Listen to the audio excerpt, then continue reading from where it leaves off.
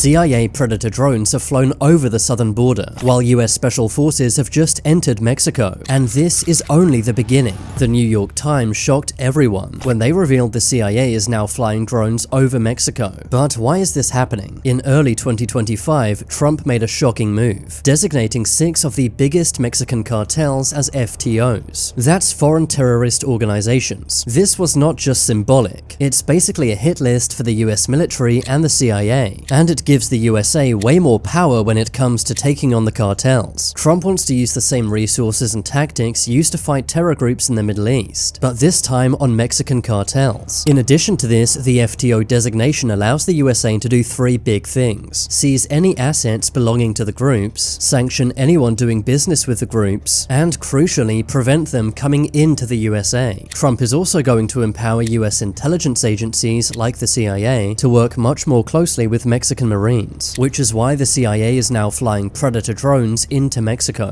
The main drones being used are MQ-9 Reapers, which are capable of carrying missiles. However, right now the drones are only being used for surveillance, at least according to the CIA. These drones have been flown over the border sometimes multiple times per day. But that's not all. US Special Forces are now officially inside Mexico. 11 US Green Berets have been deployed to a Mexican military base. This was approved by the Mexican Senate Commission, meaning the cartels will be aware. But what are these US Special Forces actually doing in Mexico? Officially, they're training Mexican Special Forces in unconventional warfare and counter-cartel operations. But the Green Berets will also be collecting intelligence and passing it back to the US military. For the first time, US and Mexican Special Forces will work together, stopping the flow of narcotics into the USA and the flow of American weapons into Mexico. Most people don't realize it's a two-way street, with 90% of narcotics in the USA coming from Mexico and 75% of firearms in Mexico coming from the USA, meaning the US and Mexican militaries will have to work together. Much of this recent cooperation has been publicly announced, likely to send a message to the cartel leaders, possibly to scare the cartels and preemptively make them back off, as cartels are known to closely monitor what's going on. Another major move against the cartels comes from Mexico's new president, Claudia Sheinbaum. She has sent 2,500 Mexican troops to the border, being stationed at key border cities. This has already led to the discovery of cartel tunnels going into Mexico, used for smuggling narcotics, weapons, and people. Mexico's buildup on the border is a massive show of force, which has already led to a 94% drop in border crossings. But the US and Mexico aren't stopping there. In addition to the CIA and Special Forces, the USA is also using a military command you likely haven't heard of, named US Northern Command, or US Northcom. They have sent 140 intelligence personnel to the border, allowing them to analyze intelligence collected by the drones, and any other information the US military can get. US Northcom's new commander is Gregory Guillot, and a lot can be revealed by looking at his past. He was the commander of the 9th Air Force, which means US Northcom is shifting to airborne activities. This tells us there's going to be lots of air surveillance on the border, and potentially air strikes on Mexican cartels. The US military will also be using US spy planes in Mexico. In fact, they've already started, flying in planes with signal intelligence sensors, allowing them to listen in on cartel phone calls. These flights have linguists, intelligence specialists, and even code breakers on board. The US is also now using old-fashioned U-2 spy planes in Mexico. U-2 spy planes have never been used in Mexico before. The U-2 can spy on the cartels at 70,000 feet. They're also equipped with multispectral cameras, allowing the US military to see underground. But the cartels are very good at staying hidden. For example, the cartels have built their own cell phone networks, which covers almost all of northern Mexico. This was first built by the Los Zetas cartel, after some of their leaders had been captured using cell phone data. If you're wondering how the cartels even built their own cell phone network, they kidnapped engineers from Mexican phone companies and made them build a new mobile phone network just for cartel use. Things like this are why the CIA drones and US spy planes are so important, as the Mexican authorities don't have access to the same planes or drones. But how are the cartels responding to all of this? 2 warring factions of the Gulf Cartel have agreed on a ceasefire. Leaders of major cartels have gone into hiding, and cartel human smuggling over the border has plummeted, as the cartels try to lay low. But the question on everyone's minds is, will the US carry out a full-scale invasion of Mexico to destroy the cartel cartels once and for all. Mexican cartels are already highly militarized. They're known for having tanks, snipers, and RPGs, equipment they've seized during battles with the Mexican military. But despite all of their fancy equipment, the cartels would be no match for the US military. A poll by the Mexican newspaper Reformer found 46% of Mexicans support the USA coming over and taking on the cartels, meaning that a boots-on-the-ground invasion may be popular, especially if what the US military is doing now begins to work.